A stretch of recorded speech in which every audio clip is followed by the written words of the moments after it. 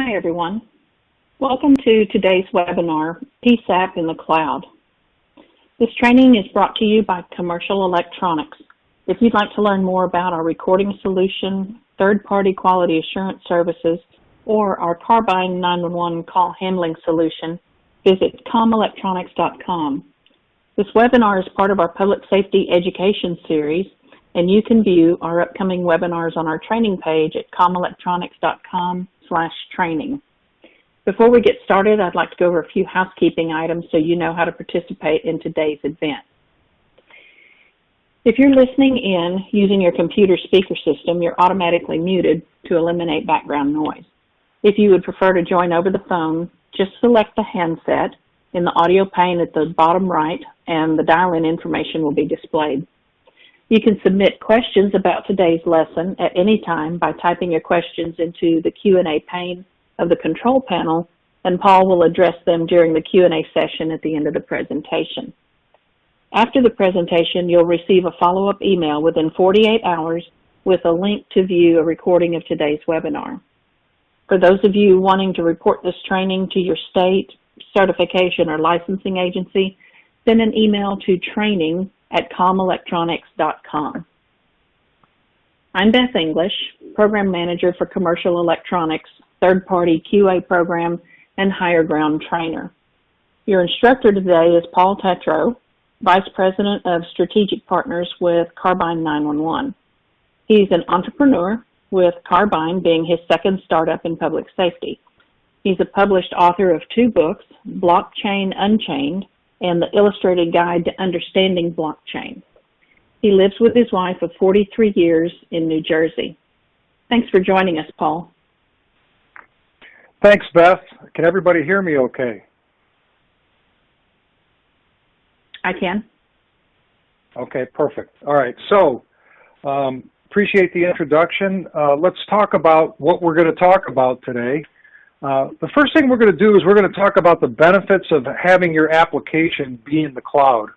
We'll see that we're going to talk about 9 benefits. There's actually a few more than that, but we'll look at 9 specifically and break those down for you and as it relates to a PSAP environment. We're then going to talk about the difference between cloud native and cloud hosted. You'll hear a lot of vendors talk about having their system in the cloud, but if it's not a cloud-native system, you miss out on a lot of benefits that the cloud can bring you, and you'll see what those are as we move through this presentation.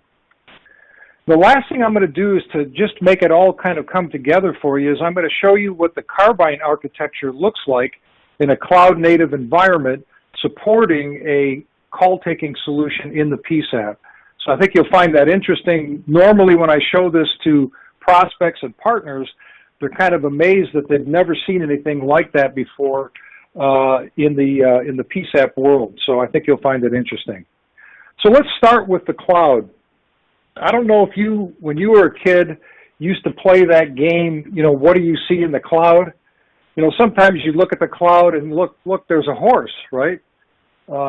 Sometimes you look at the cloud and maybe you see a bunny rabbit.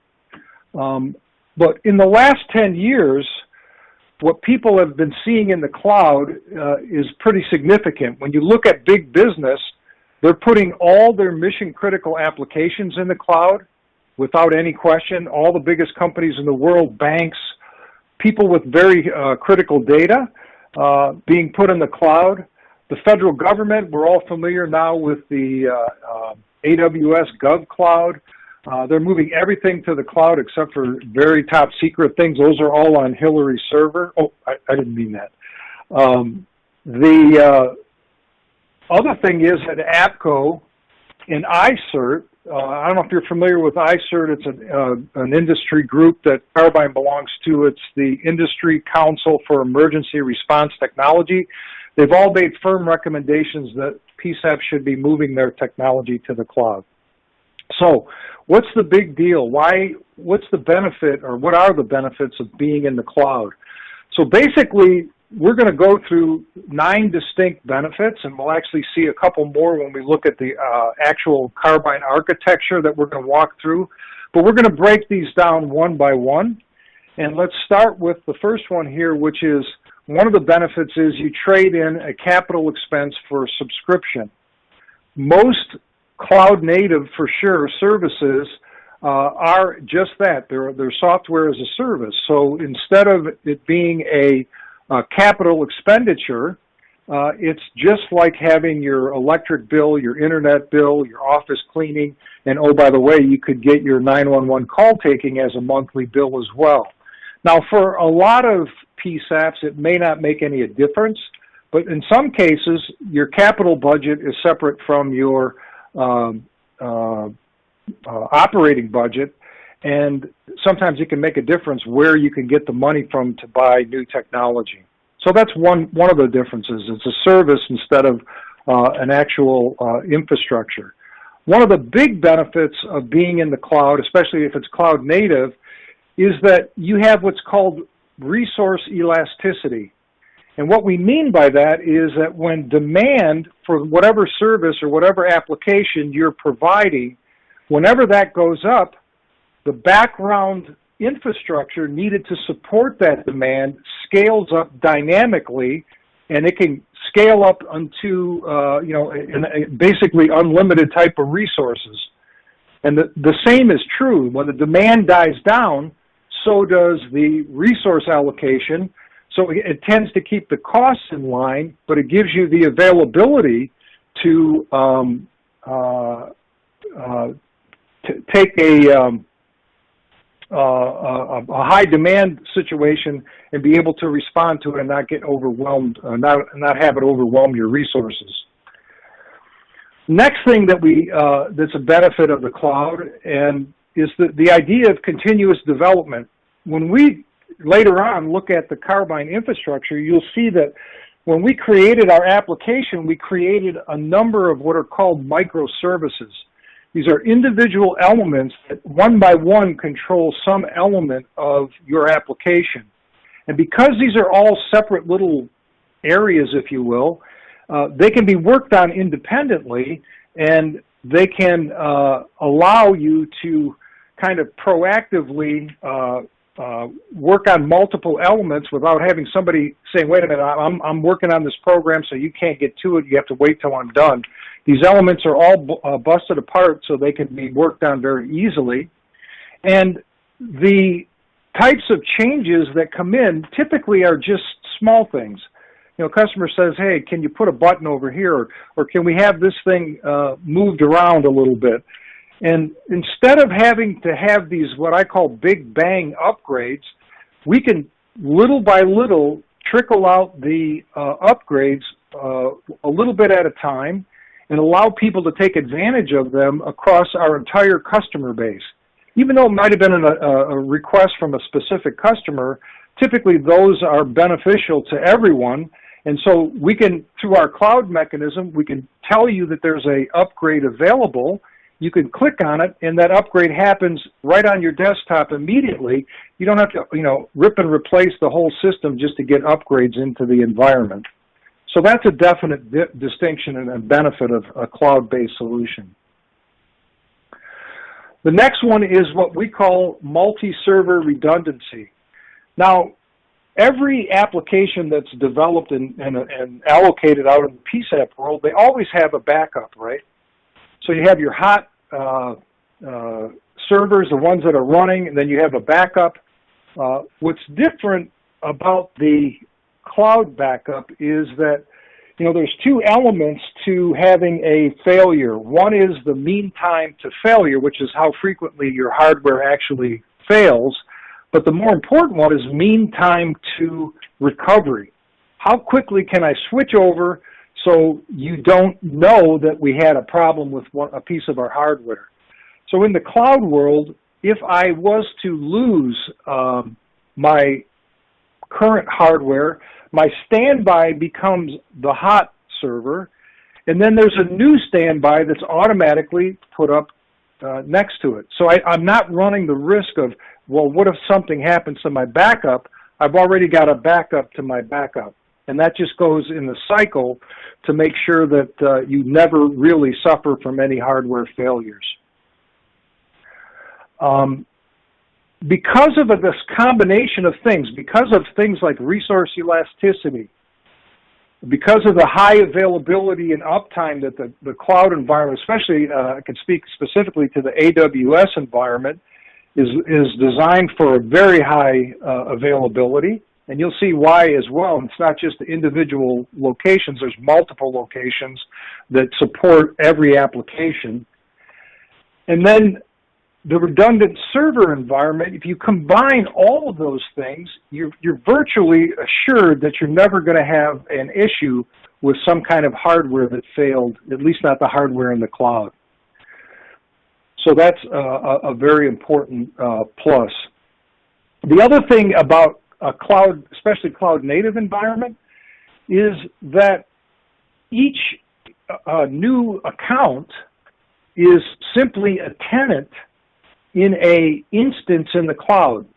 So in other words, all the background that you need to support the application, that's in the cloud, it's already set up, it's ready to rock and roll. And when we get a new customer, we simply have to set them up in a tenant. So we have to say, well, this is how they handle their call queues, this is, they do ring all, they do this, they do something else. Those little individual elements are set up for each of the tenants, but we don't have to set up the whole environment. So if I want to add additional tenants, I can basically reuse, if you will, the larger environment with all those things like resource elasticity, fully redundant servers, et cetera, but I'm tuning them into their own instance with their own particular way that they run their particular PSAP. So the setup time is much faster than it would be with a traditional, I'm going to install it in the back room kind of environment. The other thing is, because of some of the techniques that are used in the cloud, kind of these edge location, data caching, those types of things, you tend to get faster delivery of data down into your environment over the internet. So that improves as they realize what's the frequently used information. They'll know what to cache and what to make locally available. This next one has become more important since we've had the pandemic with COVID, and that is the idea that I can dynamically provision a new position. So whether I want to work out of my home, which I think some people were faced with different criteria in that regard, trying to figure out how can I work from my house, whether I'm going to work from a mobile 911 center, or if I have to, end up going to a coffee shop, as long as I have an internet connection and a VPN, then I'm able to log in and become part of the system, just like I was sitting in the building that houses your PSAP. It's exactly the same. The information, the data that you would be accessing is all up in the cloud. So it's not like you're missing something because you're sitting in your house connected to the cloud environment.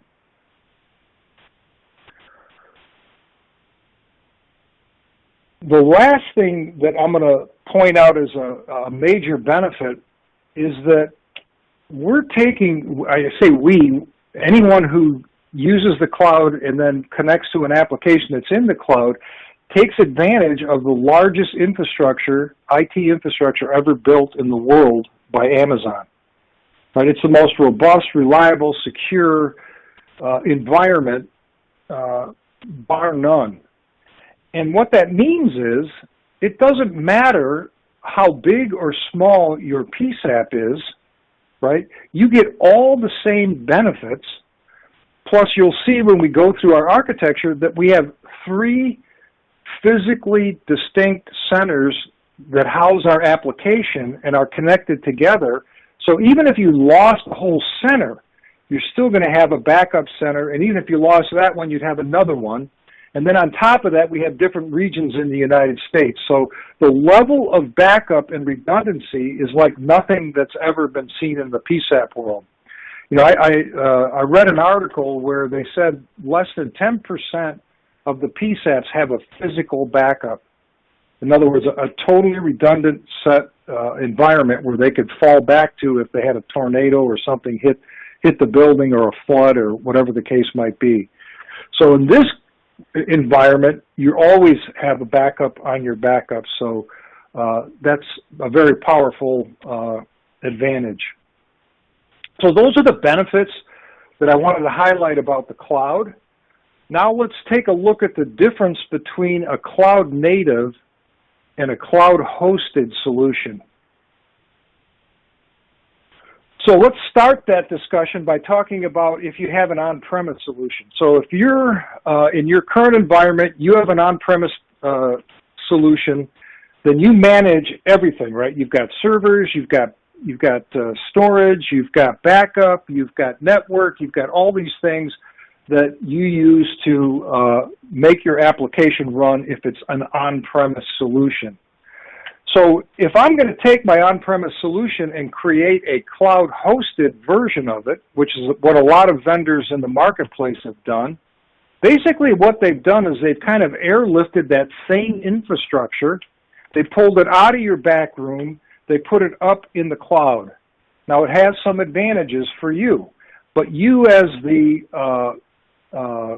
person using that, you still have certain things that you're responsible for inside of your environment to make sure that they're running, etc. So you manage certain elements of the application, and now that you've lifted this application out of your back room and into the cloud, the vendor's going to manage those particular capabilities. Now there's a couple things to note here. The first one is these applications that are lifted from the back room into the cloud were written to be in the back room. They don't take advantage of several of the cloud benefits like elastic resources and things like that because they weren't written for a cloud environment. They're just running now in the cloud. The second thing is also the backup is completely dependent on what you've set up. So you've got a fallover situation, but if that fails, do you have another fallover? Have you planned for that? And one of the things that you can note is if a vendor is asking you in their specifications what size server you want or how much storage do you need, then you know it's not a cloud-native application because the size of the server and the amount of storage is effectively unlimited if you've written a cloud-native application. The other thing to realize is that this environment that in a cloud-hosted world is set up just for you. So you're paying for it one way or another up in the cloud. It's not a hosted environment that's an instance where you have multiple tenants that run over that cloud-hosted environment. Now, if you take a look, we switch gears a little bit away from the cloud-hosted, which is basically a forklift of your old environment up into the cloud. The next configuration is the cloud-native application. And you'll notice in cloud-native that all of the infrastructure is managed by the vendor. You certainly have some things on-premise, and we're going to show you exactly what's on-premise to facilitate a cloud-native call-taking solution. You'll see what that is when we look at the Carbyne infrastructure. So there is a few things you have to take care of, but the majority of it is up in the cloud and being managed by the vendor. The other thing to remember is these applications were written for cloud environment. They take advantage of dynamic resources. They're written microservices, and you'll see, again, a list of the ones that we've written to make our call taking work and all the things around it, security and other things.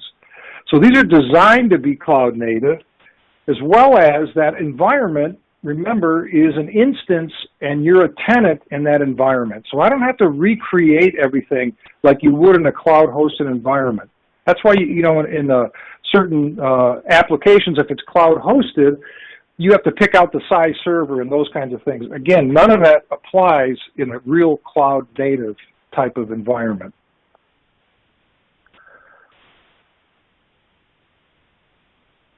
So when you look at a cloud-hosted solution, it's similar to your legacy environment because the applications typically were designed for on-premise. They've been deployed on dedicated servers or just happen to be up in the cloud.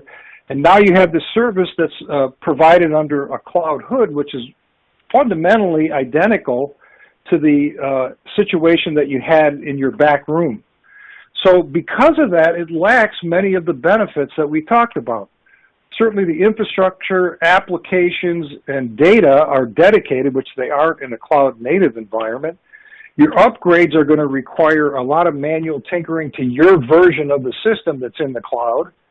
The system only applies to you, and again, you're stuck with the same kind of upgrade cycles because they have to do it based on what you want only, and there's no collective upgrades that go on, and if it is, it's usually a rip and replace after 4 or 5 years.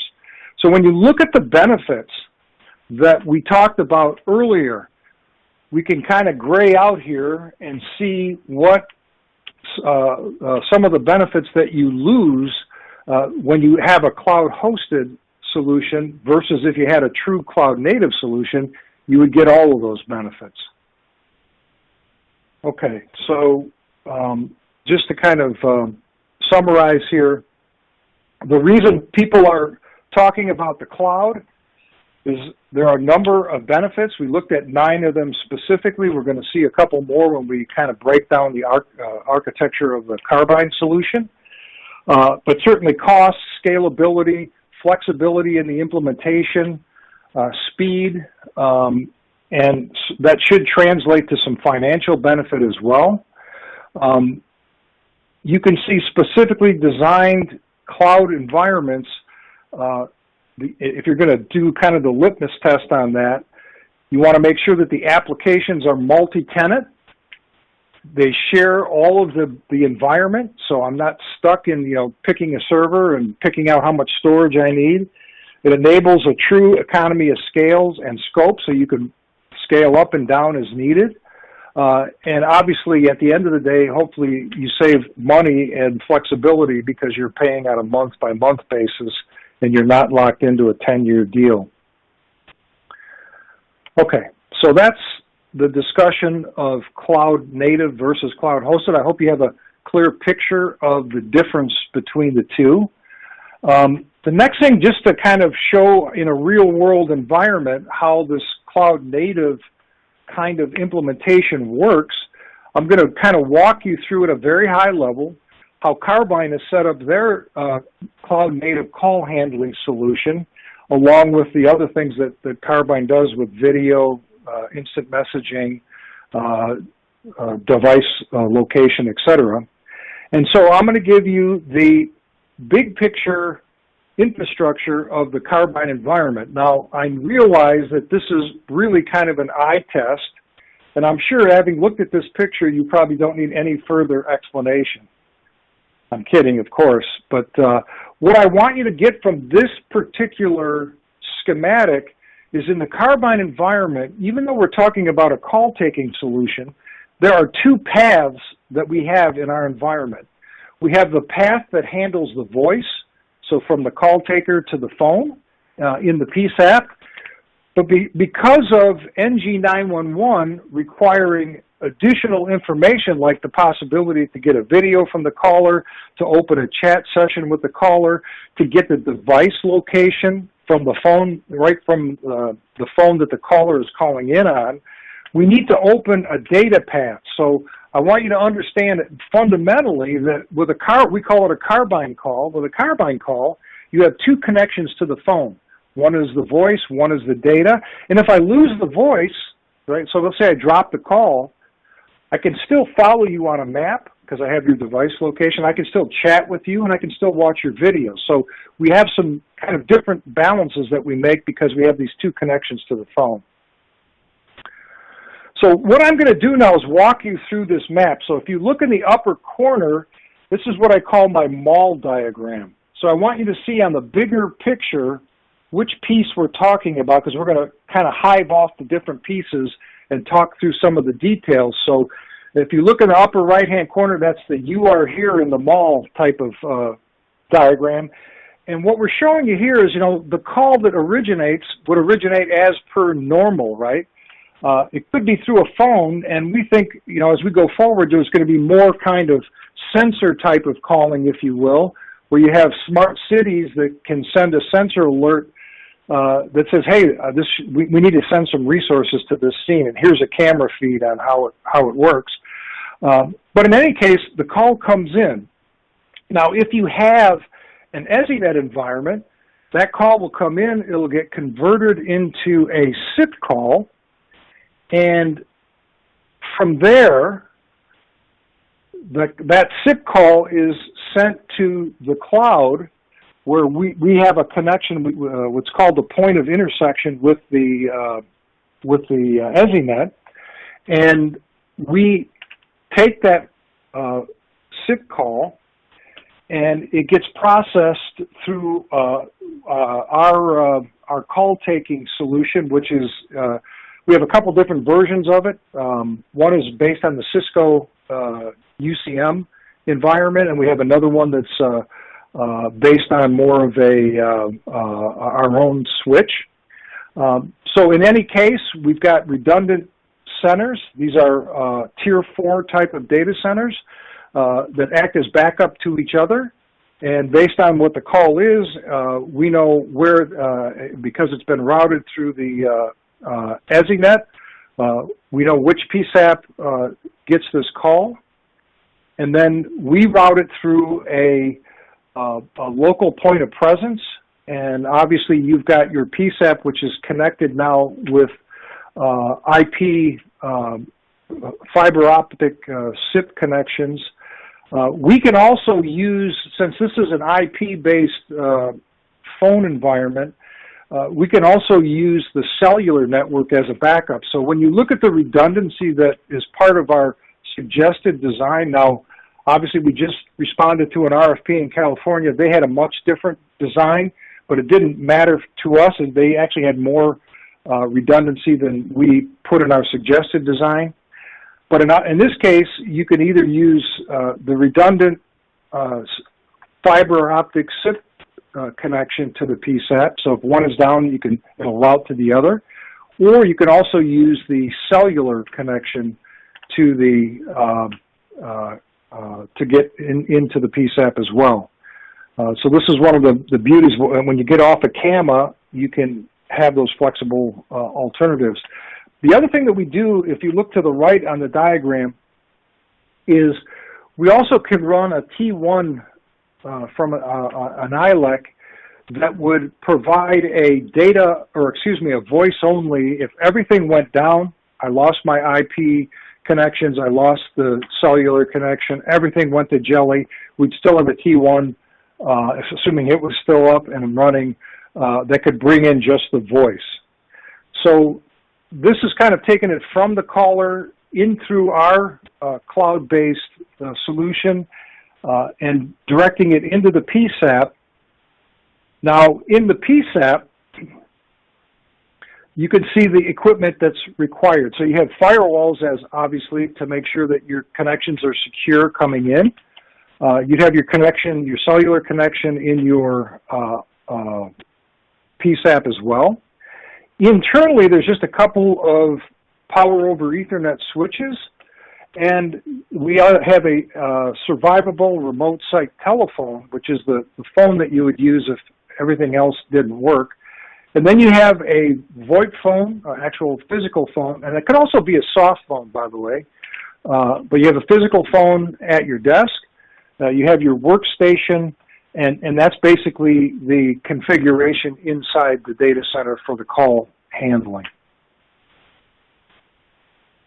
Okay, and I know there's probably some questions, so just tee those up. We're going to shift gears now. We're going to move from the voice path over to the data path. And here you can see our data path is in the GovCloud. And you can see each one of those little boxes represents one of our microservices. So this is the special sauce, if you will, that controls our application, helps with the call routing, creates conference calls, does a bunch of different things, does security, does records management, all kinds of stuff. We'll kind of look at a breakdown, a quick description of each of those microservices as in the next little while in the discussion. So in the AWS GovCloud, there are two regions. So we're showing you a region here. This is either the west or the east region. Those regions are, each region has 3 availability zones. So that means that there are 3 Tier 4 data centers that are geographically dispersed, right? There's one that's in, or 3 of these are in Oregon, and the other 3 are in Ohio, and there's actually others available through Amazon. And basically, these are all connected through low latency, high availability connections.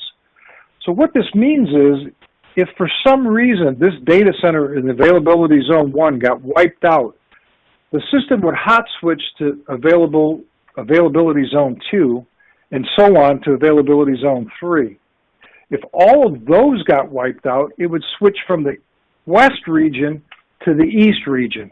So you would need something catastrophic to have this not available as part of your solution.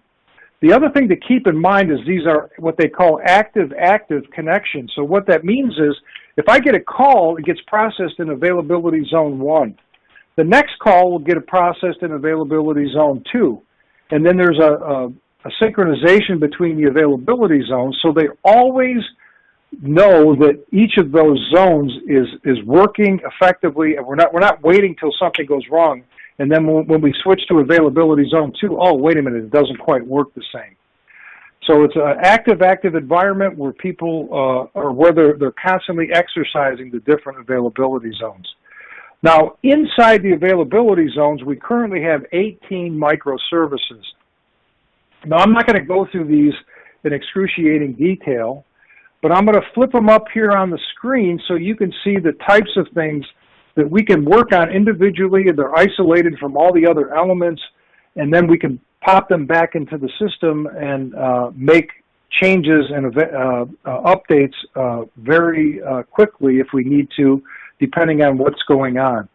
So we have report services, we have the duplex services for the back and forth communication, media gateway because we're sending text and we're sending video, our CPE management logic, transferring calls, things like that, the streaming gateway.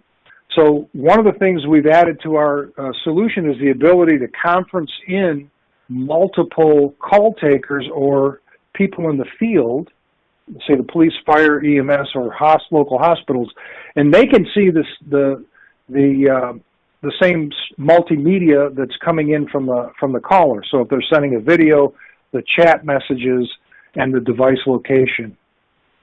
So there's a few screens of these. You've got your users, definitions. We also have technology for indoor positioning. That's something that maybe one day the phone carriers will provide, but if it's something you need today, we have a way that we can do that. And then you have your AML, which is your advanced location gateway. Of course, we have monitoring of the system at all times. And then identity and access management is another category. And then the last 6 here, we have our records management. If you do still have, the landlines, we have the anti-alley spill, the ability to capture that information. Our media forwarding, the provisioning service. So if I want to spin up a new site or a new call taker from maybe their home instead of in the office, you can do that very quickly. And then we have different kinds of proxies to fit into existing systems. And then our secure application gateway. So that's kind of the special sauce that fits inside of the cloud native environment on the data side. And as I mentioned before, there's a east and west zone in AWS. And again, there's a master replication. So these are always in sync, always available, ready when you are type of environments. And again, think about your existing call-taking environment. Does it have a physical redundant backup? In this scenario, we have 3 availability zones and 2 regions, which gives you considerably more backup than you have today. And then to go from our data, to pass our data into the PSAP, because it's all IP, it works exactly the way that voice did, right? The voice data, it looks the same coming in. So we have the data flowing through the points of presence, coming in through your fiber SIP connections, and then feeding in through the same infrastructure that we fed the SIP calls, and that information gets presented to the worker's station, the chat, the device location, plotted on a map, the video, etc., and that is the data path that comes through. So that's a look at our internal configuration, at least a high-level look. We've obviously talked about why would you want to get in the cloud. We looked at the 2 different types of implementations, cloud-hosted versus cloud-native. And hopefully you have a better feel for how some of this stuff works, what are the benefits, why you need to get your operation up into the cloud. And with that, I'm supposed to plug the next event that's being offered by Commercial Electronics, which is the top 6 leadership skills that Beth English will be giving, which is on July 1st.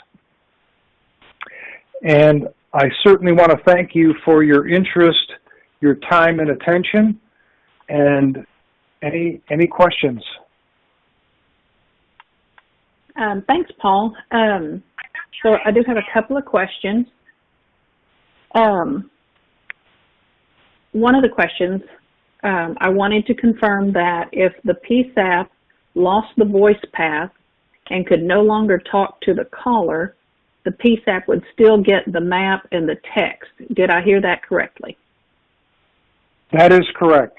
So let me give you a real life example. Carbyne's solution is used all over Mexico because they have almost no infrastructure down there.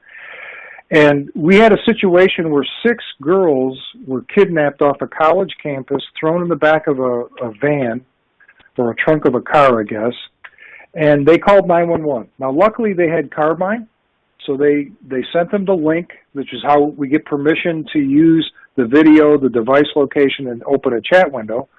They lost the voice connection because they were in the trunk of the car and wherever they were driving to, but they could still follow them on the map. So while they were driving in this car, they followed them on the map and they picked them up about 15 minutes later. So, we have some good examples of that working in real life. So that's a great benefit. We call it drop call protection. Okay, well that sounds pretty cool.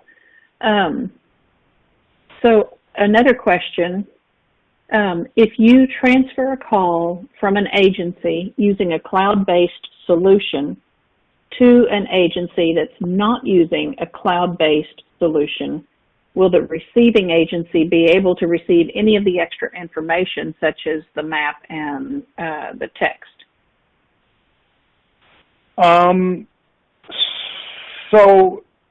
The answer today is, well, put it to you this way. Until all that stuff can be transferred through I3, I mean, the capability is there, the possibility is there, but it's not being done that way. So when we transfer, when we create a video, when we have this text channel, it's our own data stream, as I mentioned in the presentation.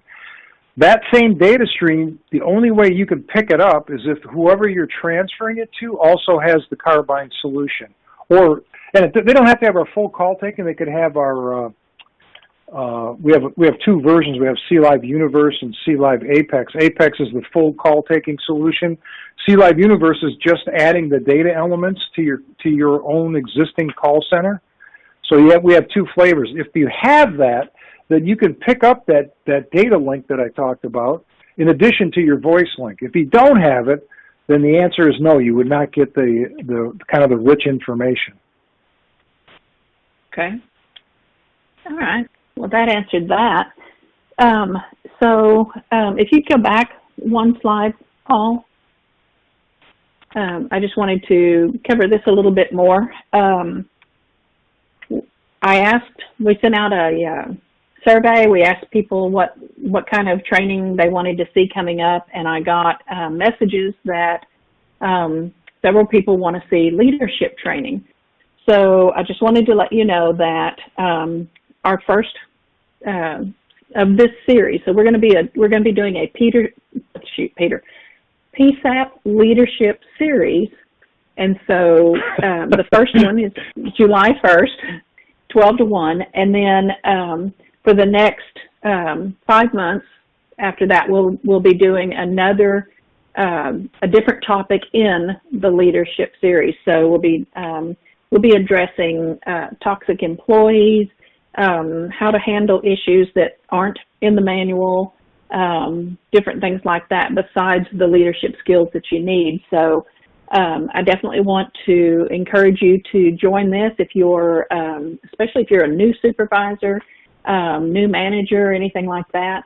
And even if you're not in a supervisory position, everybody needs leadership skills, and we will go over why that is in our first webinar, the top 6 leadership skills that you need. So that's all I have, and I just wanted to thank everybody for joining us. This presentation's been made possible by Commercial Electronics, which we provide public safety solutions, including higher ground, next generation 911 recording, CQIP third-party quality assurance, and Carbyne next generation 911 call handling platform. Have a great day. Thanks, everyone. Thank you, Paul.